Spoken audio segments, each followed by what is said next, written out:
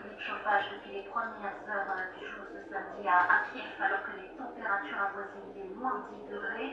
L'ennemi se tue et se ressemble en Ukraine. Des bombardements ont aussi touché à la deuxième ville du pays, Kharkiv. Au moins 19 personnes ont été blessées, dont un enfant.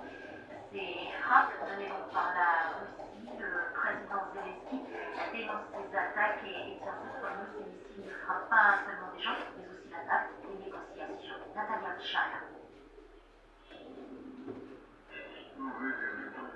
Des alertes aux frappes aériennes ont retenti toute la nuit en Ukraine, comme ici à Kharkiv, au nord-est du pays. Une nouvelle attaque russe a fait plusieurs blessés.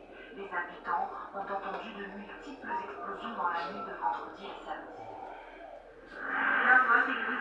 Je me suis couchée et j'ai allumé la télé. Puis je me suis rendu compte qu'il fallait évacuer.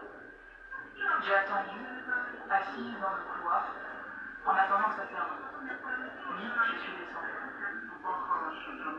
Où est-ce que nous allons dormir? Comment? Je ne sais pas. Les fenêtres sont complètement cassées. À Kharkiv, des maisons, immeubles résidentiels et même un hôpital ont été touchés cette nuit selon les autorités locales. Kharkiv a déjà enduré des attaques de cette ampleur. La ville a été frappée par 25 Shahed. Nous sommes actuellement à pied d'œuvre. Nous travaillons toute la nuit pour empêcher le système de chauffage de geler.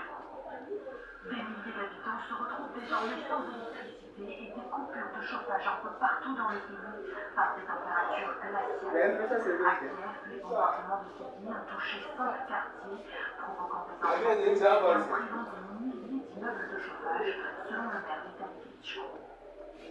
Alors que les États-Unis maintiennent la pression et les menaces sur l'Iran, la République islamique prévient toute attaque à son encontre sera considérée comme une guerre totale.